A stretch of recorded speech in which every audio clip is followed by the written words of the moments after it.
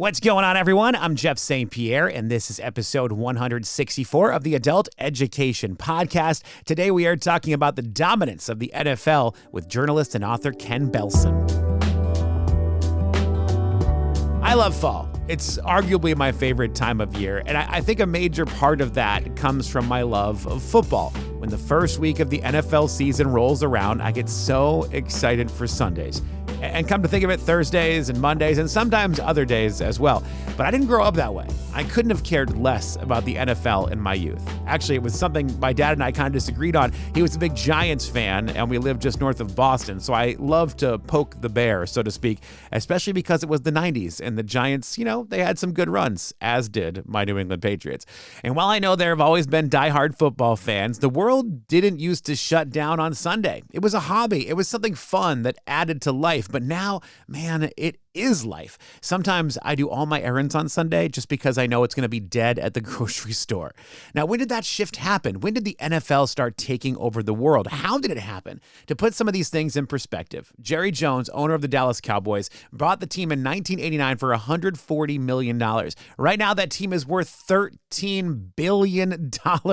Robert Kraft, owner of the Patriots, bought the team in 1994 for about $172 million. If he were to sell the team today, he'd make about $9 billion. Now, why the Cowboys are worth more since they've been terrible for 3 decades is beyond me, but that's a whole nother story. We're going to dive into some of the ways the NFL has taken things to the next level with today's conversation. It's also interesting how so many of its big events kind of happened by accident. Joining me is journalist and author Ken Belson. He's recently put out the book Every Day is Sunday: How Jerry Jones, Robert Kraft, and Roger Goodell turned the NFL into a cultural and economic juggernaut. It's one of those conversations that probably could have been 3 hours long. There's just so much ground to cover. So I hope that you enjoy our chat. Kind of fascinating. As soon as I saw the title, which is, by the way, Every Day is Sunday: How Jerry Jones, Robert Kraft, and Roger Goodell turned the NFL into a cultural and economic juggernaut, I started thinking back to my youth. I'm 44 years old, and my youth, and I remember football happened on Sundays, but I don't remember it taking over everyone's lives the way that it does now. Yeah. And that was the first thing that came to mind when I saw the title. And I was like, wow, there must be one heck of a story with this. So I'm glad you dove into it.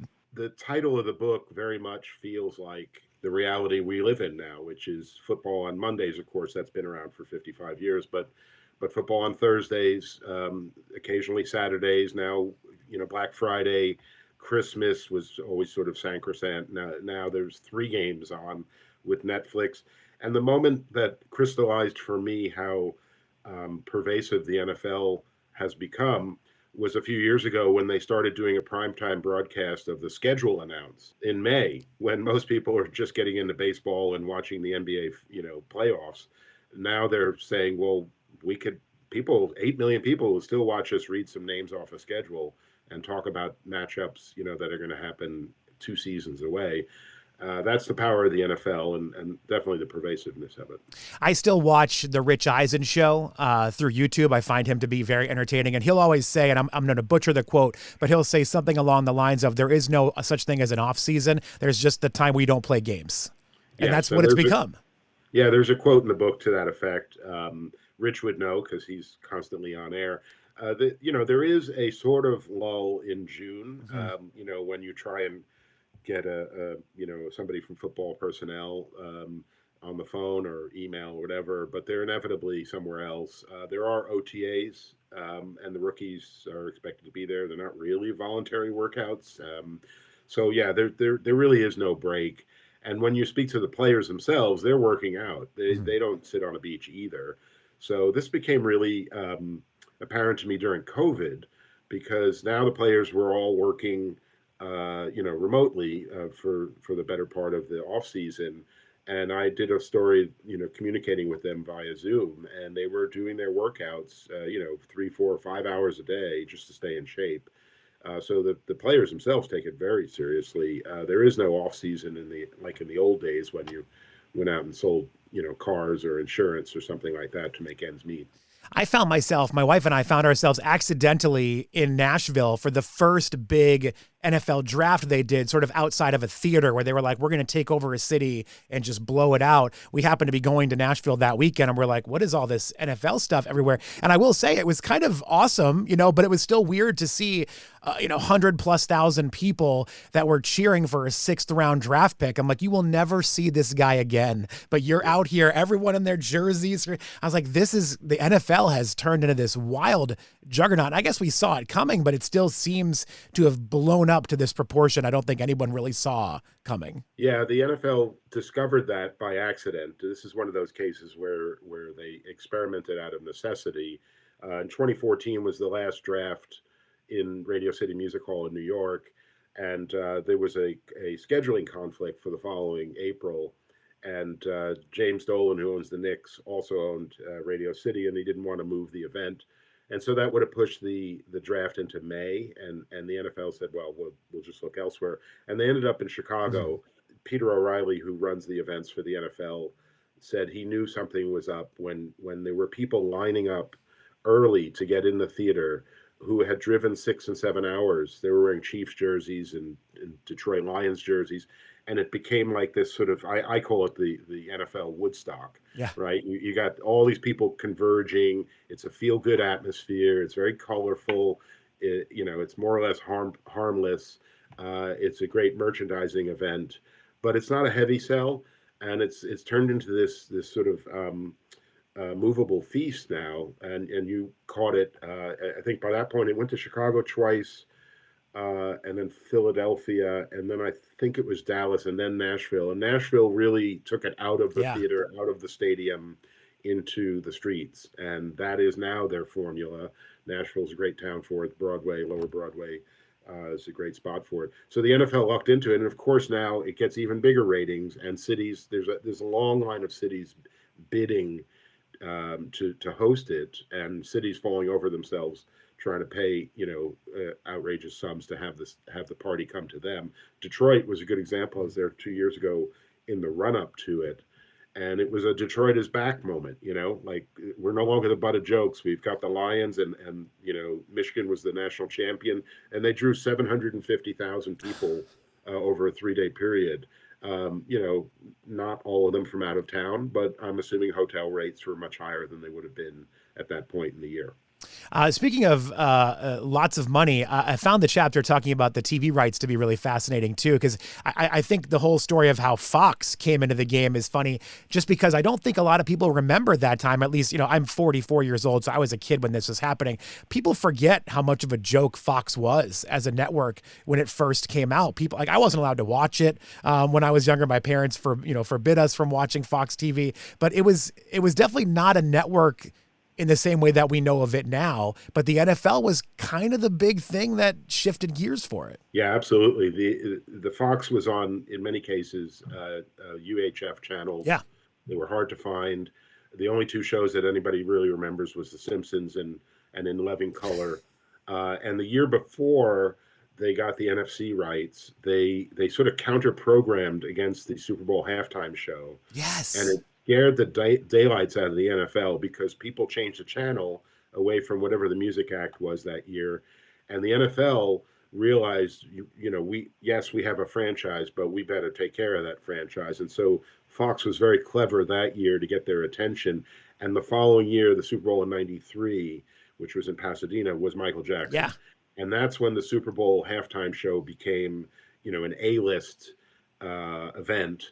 Prior to that, it was marching bands and Up with the People and a lot of sort of secondary acts or older acts anyway, and that's when it went pop, was '93, and you can thank Fox for that. The following year, it's an interesting thread to think about. Rupert Murdoch knew from producing soccer on Sky TV in England that's how you get people to pay subscriptions, is you have something they can't get anywhere else, and so he took that model here. And he bid 50% more than CBS to win the rights to Dallas, Giants, San Francisco, all the NFC package games. And CBS, all the affiliates around the country that were CBS affiliates said, well, you're not at football anymore. We're going to switch over to Fox. It was a disaster for CBS. And suddenly Fox had a national footprint, like a true national footprint, because it inherited quite a few stations. They also bought some affiliates. You can draw a through line from that purchase of the NFL rights to Fox News, which launched in Hmm. 1996 and became the alternative news source for against the big three networks and CNN, to where we are today. Football helped put Fox on the map in so many other ways, but that way in particular. And once they had the footprint, the news network was launched, and it had that footprint. Hmm. So there's an interesting connection there, and we could talk about how it shaped American media, but it was influential, and the NFL was central to it. Yeah, and it's interesting because it almost felt like in the story where you're laying out the information in the book, that CBS didn't take it seriously. They were like, whatever, this network's never going to get this from us. And then the numbers came in. They were like, wait, they're bidding how much for this? Like, I think CBS is looking for like 200 million per year, and Fox came in at like $395 million, way over what they needed to, just because they really wanted to secure the deal. Yeah, there was an inflection point there where Rupert Murdoch knew he was going to lose money on the games. Mm. He was never going to sell $395 million of ads.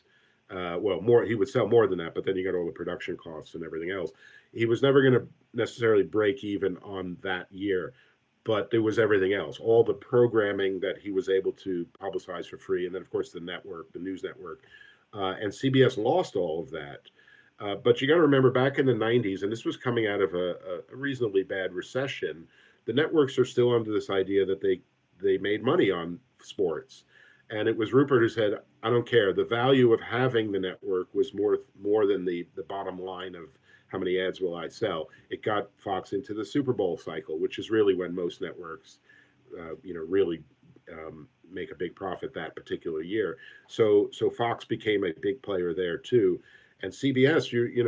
Everybody jokes about it when Pat Summerall, at the end of a fourth quarter in a 4 o'clock game, was pitching 60 Minutes and Murder She Wrote. Those shows were primetime viewing. They rolled. People didn't change the channel. They whatever the NFL late game was, you just kept it on, and then you heard the stopwatch ticking, 60 Minutes, and then you got a dose of a crime show or whatever it was. And so they lost all of that, and their demographics changed. It took them many years to win all that back. They got incredibly lucky because there was no way Rupert was giving up the NFC package. And 4 years later, they bid for the AFC package at exactly when the Patriots become one of the dominant teams. And so they luck out because they are the broadcaster of choice for Tom Brady and Bill Belichick through the 2000s. Yeah, that did work out for them. It's funny. I grew up in the Boston area, but I left for school, left to go to college in Philadelphia, ironically, in 1999. So I missed all of the, hometown excitement for all those Patriots years. I did get to experience some in Philadelphia because the Eagles had a great team in the early 2000s as well. And they did play the Patriots for one of those early Super Bowl wins for New England. But still looking back on it, like I remember I think it was 95 when it was Patriots in Green Bay. I remember everybody being like jambalaya because it was New Orleans. I remember the big, talking point, but it still wasn't a thing that like my soccer games were on Sunday afternoon and nobody complained. But like now, if I go to the grocery store, I live in Baltimore now. If I go to the grocery store on a Sunday when the Ravens are playing, maybe not now because they're terrible, but normally the grocery store will be empty. Everyone is planning their entire day around an NFL game. And it's kind of mind-blowing to me how the teams, the owners, the league all ingrained it into us that this is your Sunday plan from September through February, basically. And it's just, I don't know, it's whatever they did and how they got there. It's incredibly exciting. Well, there's a number of ways they did it. Some of it was co-opting or using technology that existed, things like fantasy football, Sure. Yeah. which there's an argument whether it's a game of skill or a game of chance, but early on they realized, wait, people are watching the Colts, Jaguars matchup in Week 15. The ratings were still rising or still stable for essentially throwaway games late in the season because people had players on their fantasy team, and so that was a very quote unquote sticky product that the NFL really essentially licensed to Yahoo and ESPN, and it became kind of the water cooler. It turned the NFL into a water cooler conversation in a way it hadn't been prior, because anybody could play it, and you could all you have to do is just pick a bunch of players. So I think that was a very fortuitous innovation for the NFL that they kind of grasped. Although it's funny, if you call the NFL and you ask them about their fantasy teams, they say strictly we are not allowed to take Sure. part. Um, but yeah, there are certain things that they benefited from. The fact that they never, and you brought up Fox and the networks, the fact that they really stayed with the networks when Hmm. all the other sports went cable, um, spoke has really paid off. They use the word reach.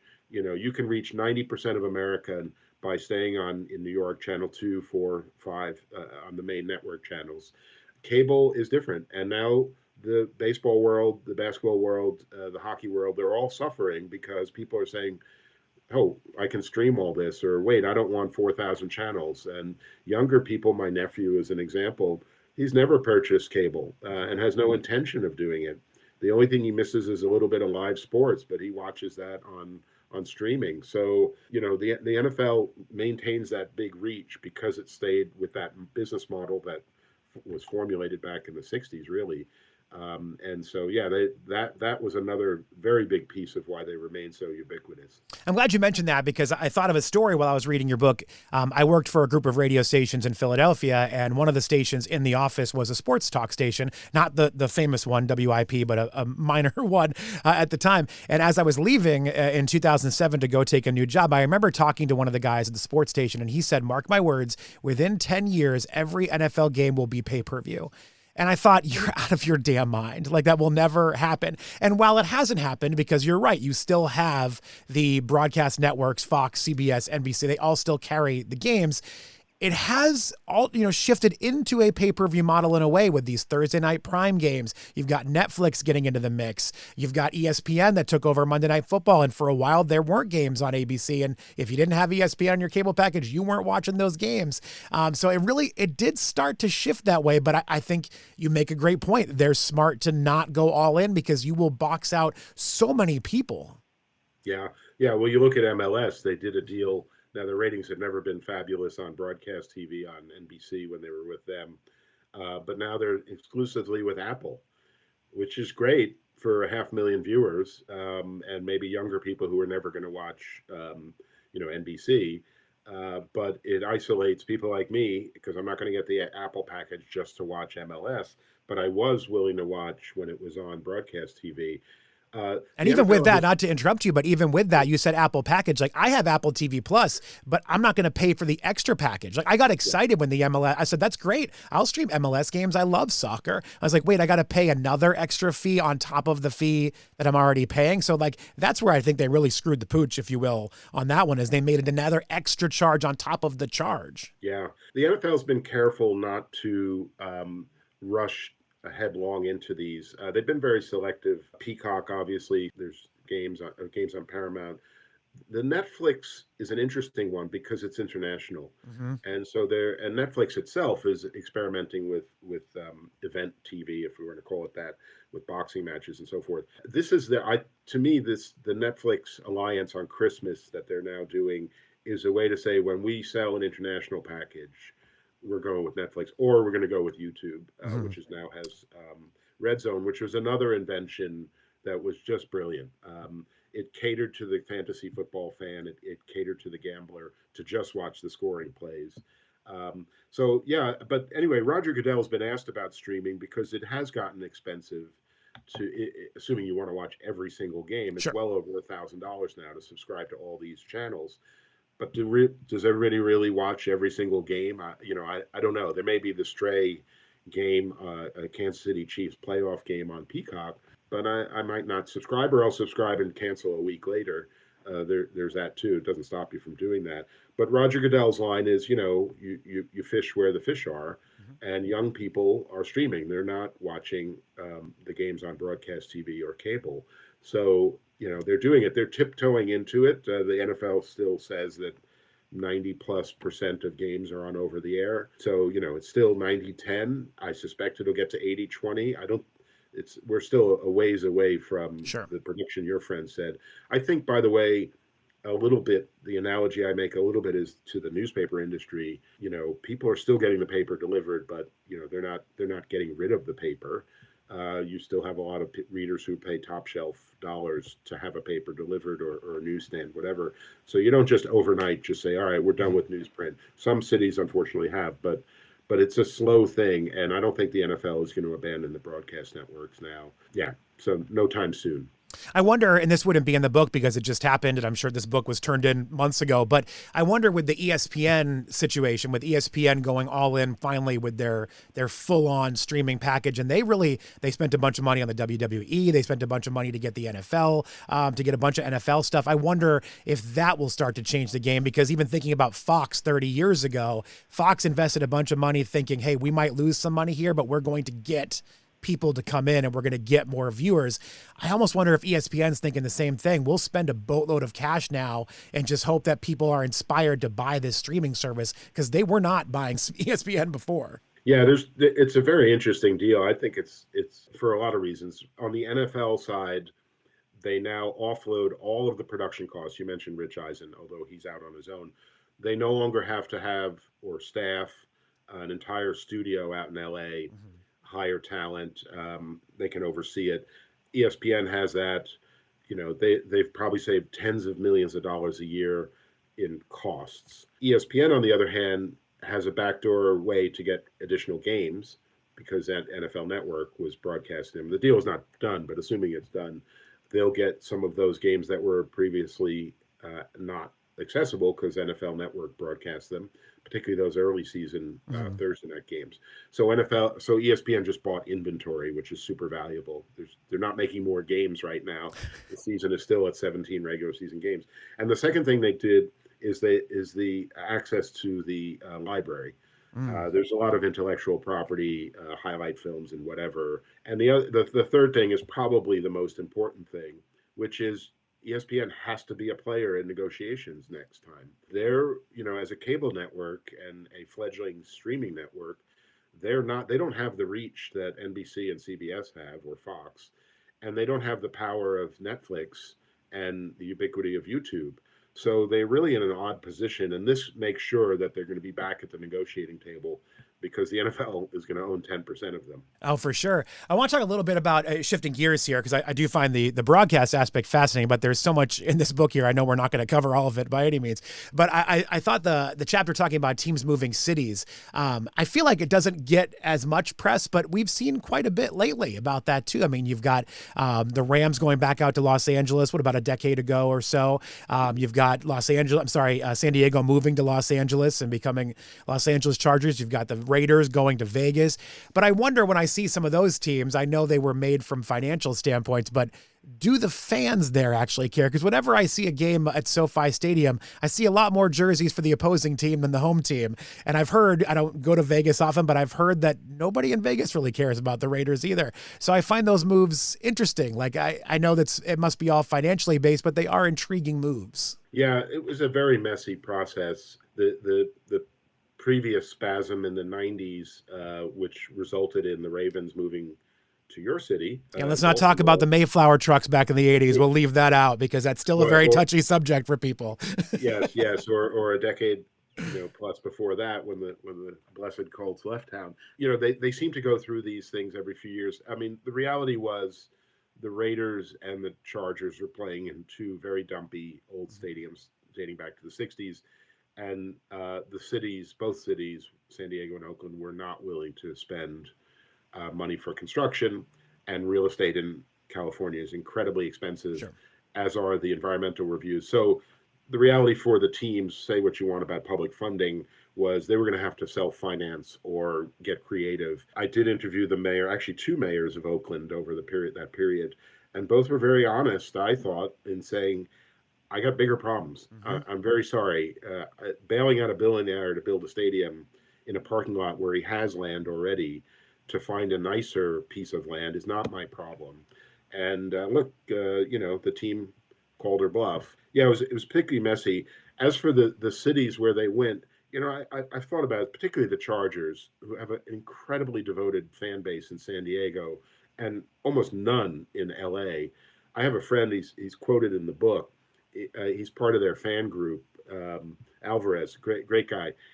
He drives from San Diego up to L.A. to tailgate with his friends, and then does not go into the game because he refuses to give the owner the satisfaction of his Yeah. money for a ticket. But he'll go on a road game. He'll see the Chargers somewhere else. So yeah, it made me think deeply about like what is it to be a fan anymore when the team's willing to just say goodbye. And I think increasingly fans are props on TV. The tickets are getting more Hmm. expensive. The games sometimes are longer. The suites and all that stuff are taking over a bigger portion of stadiums now, corporate clients, that kind of thing.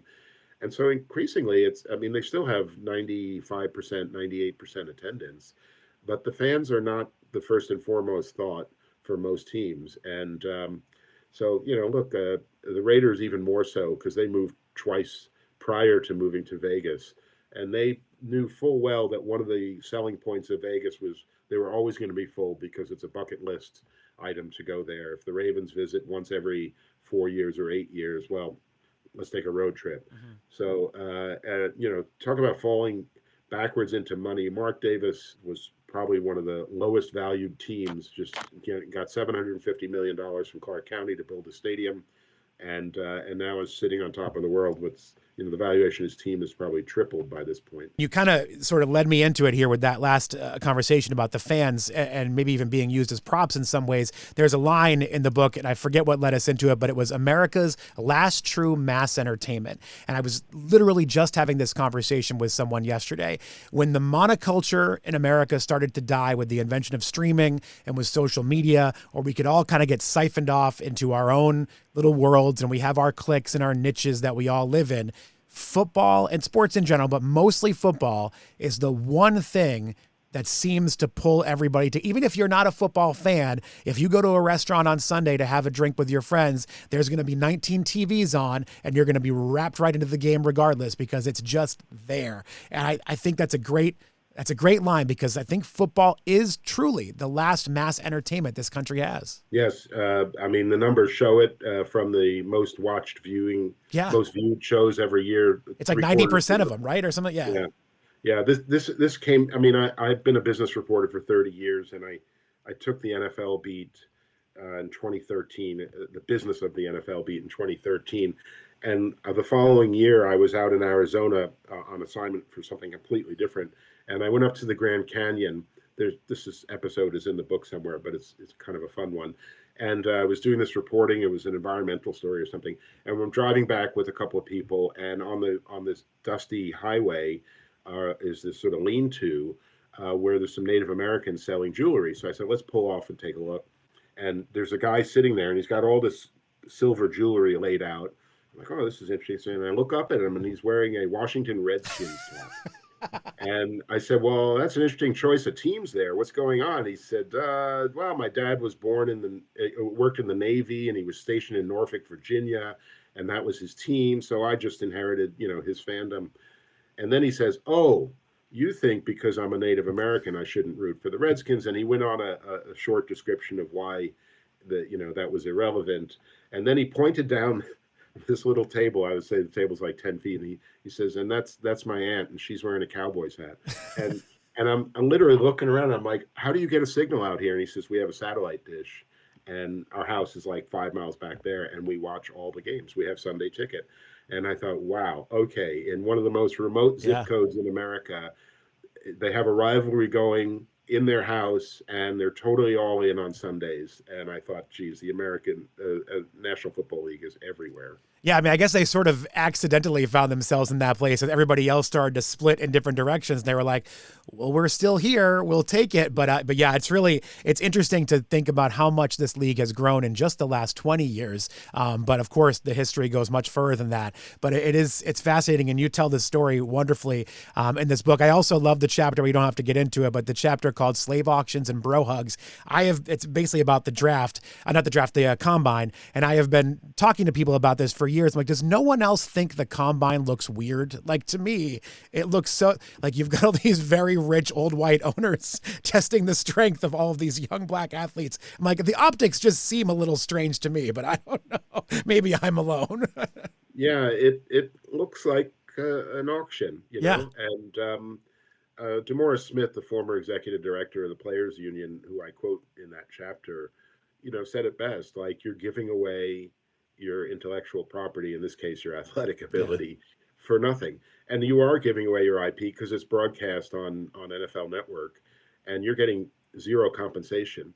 And there are alternatives. There's private workouts. There's college days, and a lot of other things. Now, look, if you're on the bubble and you're a sixth or a seventh round potential pick and you're invited, you probably end up going, but you're really put through a lot. Your medical records are shared widely. You have to take these psychological exams and everything. It's not that other players don't, but you're doing it all on a whim, and it's not like these teams don't have your stats, right? They Yeah. have video on every snap you've taken in college. They know how fast you ran down the sideline when you caught a pass and how many yards you were from a defender, and all that stuff's out there already. So really, it's for show. Mhm. It's so old-fashioned to have guys with stopwatches sitting there, watching linemen in a 40-yard dash. It is so antiquated, and yet it still goes on and it gets good ratings. It's got bigger ratings as time has gone on. I'm always fascinated by that people tune in to watch someone jump and just to see how high they can jump over and over. I'm like, all right, if that's how you want to spend your Thursday, I guess that's your day. Listen, Ken, again, the book is fantastic. It's called Every Day is Sunday, How Jerry Jones, Robert Kraft, and Roger Goodell turned the NFL into a cultural and economic juggernaut. We didn't really dive in even so much into those characters, Jerry Jones, Robert Kraft, and Roger Goodell, because there are so many things in this book to talk about. But I appreciate your time. I hope people check it out and they pick it up. If somebody wants to find more info about you or anything, where should they go? Just Google my name, Ken Belson, and Hachette is the publisher, or on my Amazon page. I'm on Twitter, LBelson, EL_Belson. That's my handle on Twitter. And I'm in the New York Times. Well, Ken, thank you so much for your time, man. I really appreciate it. This has been great. Thanks so much, Jeff. Big thank you to Ken Belson for his time. Again, the book is called Every Day is Sunday, How Jerry Jones, Robert Kraft, and Roger Goodell turned the NFL into a cultural and economic juggernaut. The book is out and available now. Could be a great Christmas gift for the NFL fan in your life. And thank you to all of you for your time. I appreciate you. Until next week, be well.